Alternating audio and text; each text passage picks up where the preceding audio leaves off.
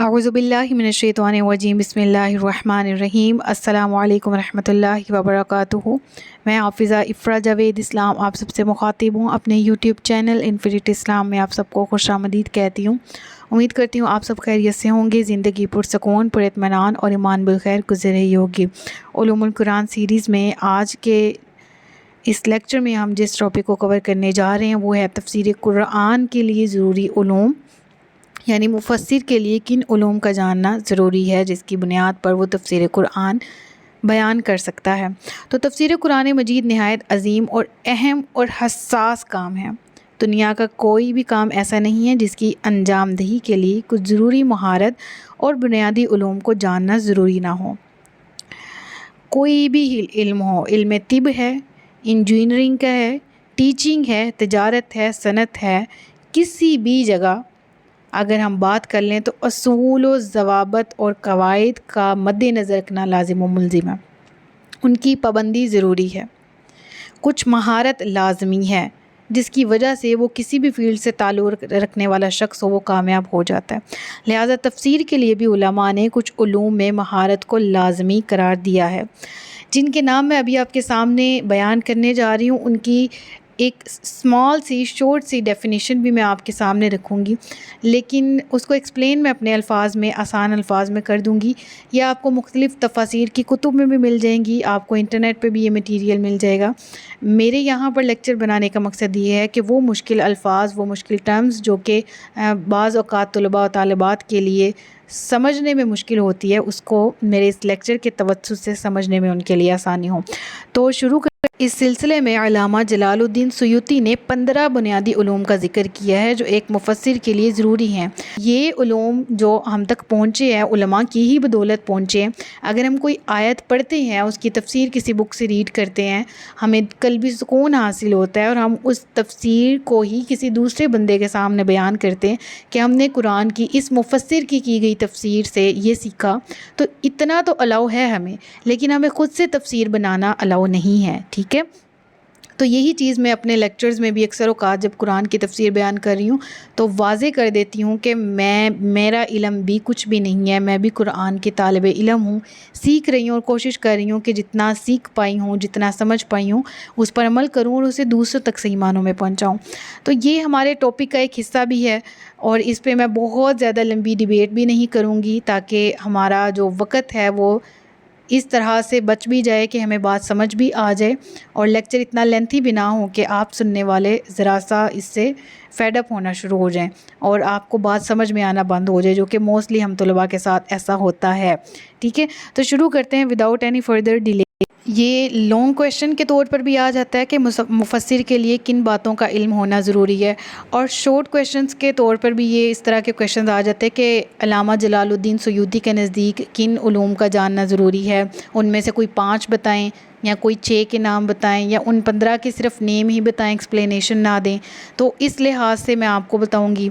और कुछ ये कि शॉर्ट में भी आ जाता है, तो अगर आपको शॉर्ट में आए ना तो आपने जो मेन चीज़ें हैं वो आपने शान नज़ूल का इल्म और नासिख मनसूख का इल्म, ये जो है एक मुफस्सिर को लाज़िम व मुल्ज़िम जो है वो आना चाहिए, और इससे थोड़ी बहुत हाउ नो हमारी भी होगी। ठीक है, तो हमने ये शॉर्ट में अगर आए तो ये लिख देने हैं।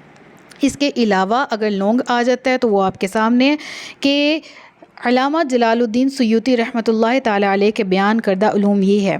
सबसे पहला अरबी ज़बान में महारत। ठीक है, किसी शख्स के लिए जो अल्लाह ताला और उसके रसूल पर ईमान रखता हो ये हलाल नहीं है कि किताबुल्लाह के बारे में लब कुशाई करे ता वक्त ये कि वो लुगत अरबिया का माहिर ना हो, यानी अरबी ज़ुबान के पेचो ख़म, उसकी फ़साहत व बलागत के बारे में उसको फ़ेमिलियरिटी हो, उसको इल्म हो, फिर ही वो ख़ुद से और अपने उस इल्म की बदौलत और ये बाकी के उलूम की बदौलत वो तफसीर कुरान बयान कर सकते हैं। दूसरे नंबर पर इल्म नहव है, इससे भी हम थोड़ा बहुत हमें इसका कॉन्सेप्ट है, और जो माशाल्लाह बहुत अच्छे स्टूडेंट्स हैं और मुझे पता है आप सब भी अच्छे स्टूडेंट्स हैं, आप सबको इल्म नहव आता होगा। مجھے یہاں ڈیٹیل میں بیان کرنے کی ضرورت نہیں ہے. البتہ یہ کہ میجورٹی آف اسٹوڈنٹس بھاگتے ہیں صرف اور نحو سے، لیکن سب سے زیادہ جو عربی زبان سیکھنے کے لیے لازمی امور ہیں ماں باپ کی حیثیت جنہیں حاصل ہے وہ صرف اور نحو ہی ہیں. ٹھیک ہے، تو نحو میں ہم بات کرتے ہیں زبر زیر پیش کی. اس کی ایگزامپل میں اس طرح سے دوں گی. قرآن کریم میں ایک آیت ہے وَقَتَلَ دَاوُودُ جَالُوتَ، اور داؤد علیہ السلام نے جالوت کو قتل کر دیا. ٹھیک ہے، اب ہم داوودو دال کے اوپر پیش ہے اور یہ فاعل کی طرف ہمیں نسبت دیتی ہے. فاعل کرنے والا، کرنے والے کون؟ حضرت داؤد. کیا جو مفعول ہے یعنی جالوت کو قتل کیا، اور مفعول ہمیشہ جو ہے وہ نسبی حالت میں ہوتا ہے، نسب میں زبر کے ساتھ ہوتا ہے. تو آ گیا نا داوودو جالوتا. اگر ہم اس کو ذرا سا ہلا دیتے ہیں علیہ اعوذ باللہ داوودا جالوت پڑھ دیتے ہیں تو فاعل مفعول بدل گئے، معنی کفریہ معنی میں بدل گیا، اور ہم ثواب لینے کے چکر میں گناہ کبیرہ کے مرتکب ہو جاتے ہیں. لہٰذا پڑھنے والوں کے لیے بھی اور مفسرین کے نزدیک بھی، علماء کے نزدیک بھی، مفسر کو جن باتوں کا علم ضروری ہے اس میں علم نحو بھی ہے کہ ہمیں زبر زیر پیش کا، ان کو جوڑنے کا اور ایک جملہ بنانے کی ترکیب معلوم ہو.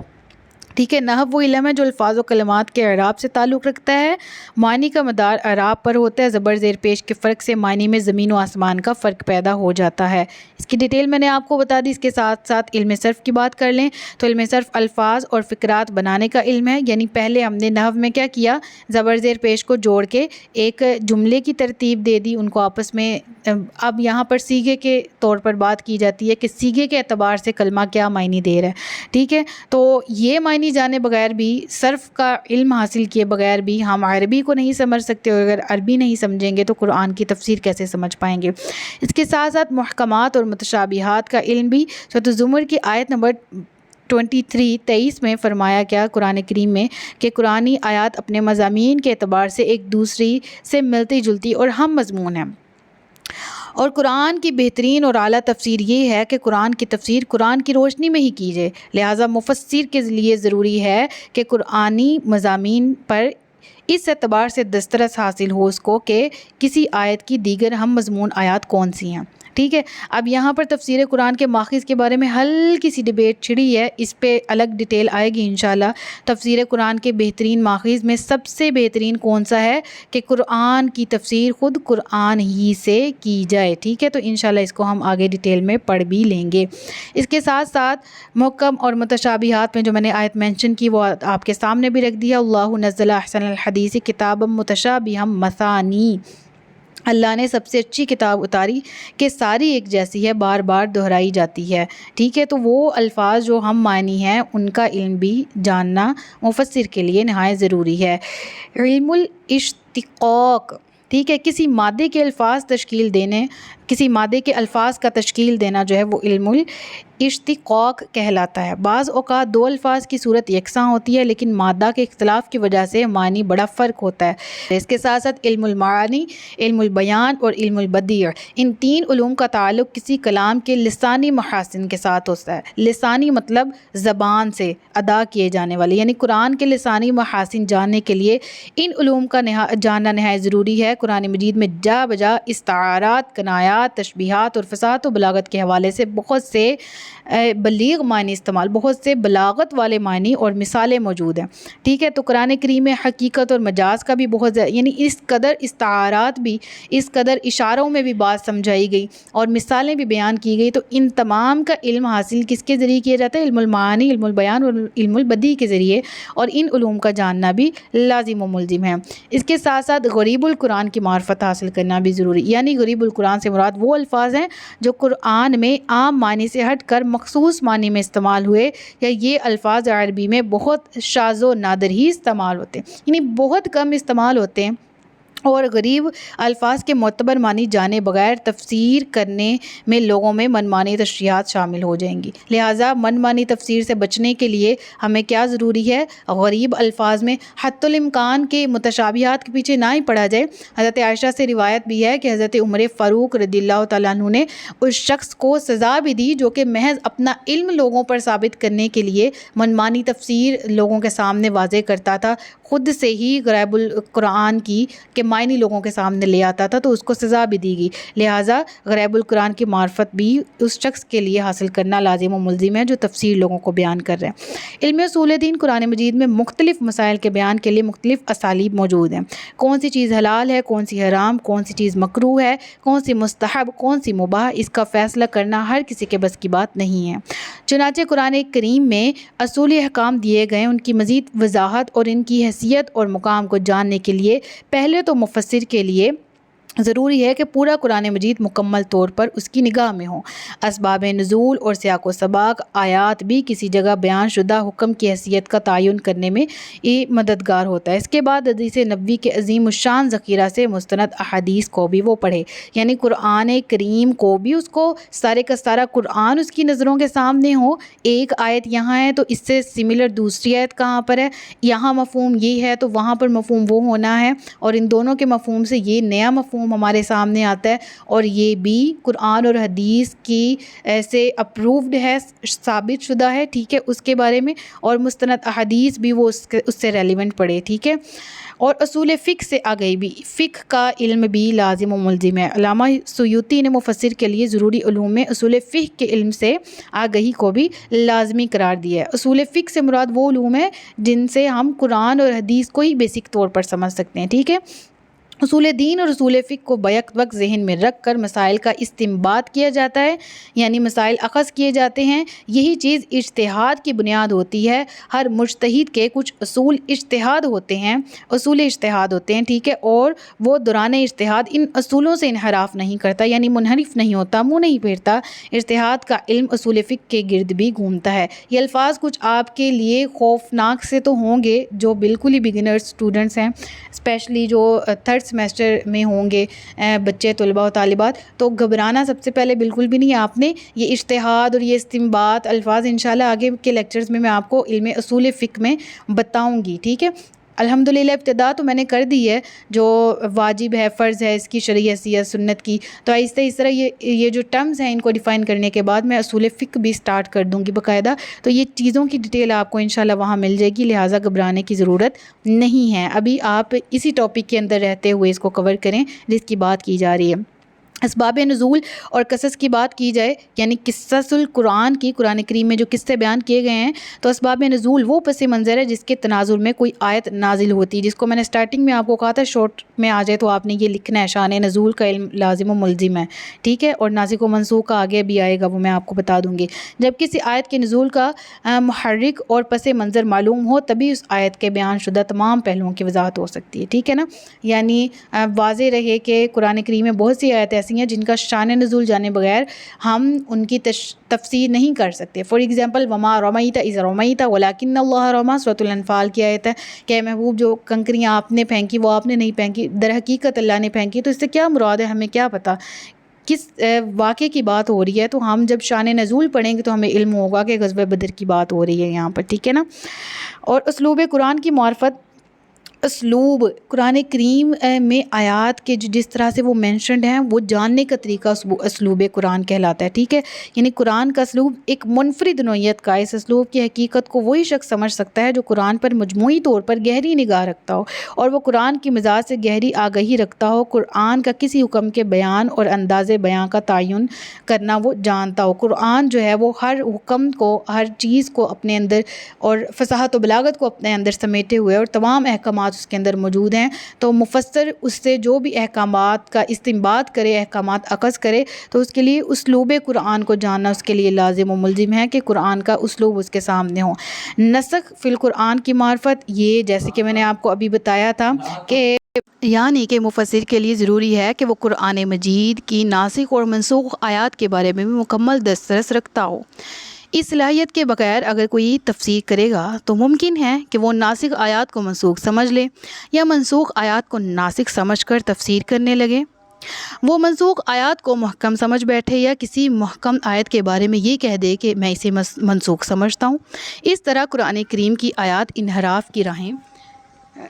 قرآن کریم کی آیات سے انحراف کی راہیں کھل جائیں گی. یعنی قرآن کریم کی آیات سے لوگ وہ جو احکامات ہیں ان سے پھر بھی سکتے ہیں. اب یہاں ناسخ اور منسوخ کی ٹرم آ گئی، اور ناسخ اور منسوخ منسوخ وہ آیت ہوتی ہے جو حکم بدلا جا چکا ہو، اور جو نیا حکم آ جائے نا وہ پچھلے منسوخ حکم کا ناسخ ہوتا ہے۔ اب یہ ڈیفینیشن آپ نے سن لی ہے، اب یہاں سے ویڈیو پوز کر کے آپ نے تھوڑی دیر سوچنا ہے، یہی والی لائن، یہ جو لائنز لکھی ان کو دوبارہ پڑھنا ہے، اور پھر تھوڑا سا ریزیوم کر کے دوبارہ سے سننا ہے، آپ کو یہ والی سلائیڈ کی سمجھ آ جائے گی۔ نہ آئی تو ناسخ اور منسوخ پہ میں الگ سے لیکچرز ڈال دوں گی۔ علم الحدیث کی اگر بات کریں تو قرآن مجید کی تفسیر کا دوسرا بنیادی ماخذ ہے، بلکہ قرآن مجید کے معنی کی حفاظت کے سلسلے میں حدیث کی مسلمہ حقیقت ہے۔ اس سے مراد کیا ہے کہ علم حدیث کا جاننا بھی لازم و ملزم ہے۔ اب علم السیرہ جو ہے، اگرچہ علامہ جلال الدین سیوطی کے نزدیک جو انہوں نے مفسر کے لیے بیان کردہ ضروری علوم بیان کیے ہیں، یہ علم شامل نہیں ہے علم السیرہ، لیکن مفسر کے لیے یہ بھی ضروری ہے کہ وہ روایات سیرت کی درجہ بندی معتبر اور غیر معتبر سیرت نگاروں کے اصول سیرت نگاری سے بھی آگاہ ہو۔ ساتھ ہی ساتھ گزشتہ قوموں کے حالات سے آگہی بھی مفسر کے لیے جاننا لازم و ملزم ہے کہ پچھلی قوموں کے کیا حالات گزرے، اور علم الکلام اور علم الادیان سے آگہی بھی ضروری ہے۔ یعنی علم الکلام اور علم الادیان، یہاں دینوں کی بات کی جاتی، درست عقائد کے اثبات اور غلط عقائد کے رد کے دلائل سے جو علم بحث کرتا ہے اسے علم الکلام کرتے ہیں، ٹھیک ہے۔ اور قرآن کے جو بنیادی مضامین میں عقائد ہیں وہ توحید، رسالت، ملائکہ، کتابیں اور آخرت، یہ ان میں شامل ہیں، تو اس کا علم حاصل کرنا بھی مفسر کے لیے ضروری ہے۔ علم الحساب اگرچہ اس علم کا تعلق مفسر کے لیے اضافی طور پر ضروری علوم سے ہے، تاہم قرآن کریم میں کئی ایک مقامات ایسے ہیں جہاں علم حساب کا ماہر شخص بہتر وضاحت کر سکتا ہے۔ فار ایگزامپل زکوٰۃ کے، جائیداد کے اصول، ٹھیک ہے، اور جو جائیداد کے احکامات ہیں، زکوٰۃ کے ہیں، اس کے ساتھ ساتھ علم فلکیات کی بات اگر کی جائے تو برجوں کی بات کی گئی پارہ نمبر 12 میں سورہ یونس میں، تو وہ برج کس طرح سے، وہ سارا اگر علم حساب کا کوئی شخص ماہر ہو وہی اس کو بہتر طور پر سمجھ سکتا ہے۔ اور علم منطق کا تعلق استدلال سے ہے، دلائل سے بات کرنے کو علم منطق کہا جاتا ہے، کہ اگر کوئی شخص یہ بات کر رہا ہے تو اس کے پاس اس کی قرآن یا حدیث سے کیا دلیل ہے، تو اس شخص کے پاس علم منطق کا لازم و اس کو منطق بھی بولا جاتا ہے، تو یہ والا علم بھی اس کے پاس ہونا لازم و ملزم ہے۔ قرآن کریم میں ہر شخص کے لیے، ہر لیول کے شخص کے لیے علم موجود ہے، وہ اس کو مطمئن کر دیتا ہے۔ قرآن چاہے وہ بڑے درجے کا اپنے آپ کو ہی کیوں نہ سمجھے، خواہ وہ میرے جیسا ایک عام انسان ہی، عام اسٹوڈنٹ ہی کیوں نہ ہو، قرآن کریم کو پڑھ کے ضرور رہنمائی اس کو حاصل ہوتی ہے۔ تو یہاں تک لیکچر تھا جس میں نے شارٹ فارم میں وہ علوم کور کی ہیں جن کا جاننا مفسر کے لیے ضروری ہے۔ اگر آپ یہ سب کچھ نہیں یاد رکھ سکتے تو ان میں سے کوئی سے 10، کوئی سے 8، کوئی سے 7 آپ جو آپ کو اچھے سے سمجھ آئے ہیں ان کے نیمز یاد کر لیں، اور جو ڈیفینیشنز ہیں جو بیان میں نے کیا اس کو ذہن میں رکھ لیں، انشاءاللہ آپ کا لانگ کویسچن اٹیمپٹ ہو جائے گا۔ اللہ تعالیٰ سے دعا ہے کہ ہم سب کو علم نافع عطا کرے، اللہ تبارک و تعالیٰ ہم سب کو عمل خیر عطا فرمائے۔ اپنا بہت سا خیال رکھیے گا، جو حق بیان کر دیا اللہ تعالیٰ اس کو قبول کرے، جو غلطی یا کوتاہی ہوگی رب العالمین اسے معاف فرمائے۔ اپنا بہت سا خیال رکھیے گا، مجھے دعا میں یاد رکھیے گا۔ تاجدار ختم نبوت زندہ باد، پاکستان ہمیشہ زندہ باد۔ السلام علیکم ورحمۃ اللہ وبرکاتہ۔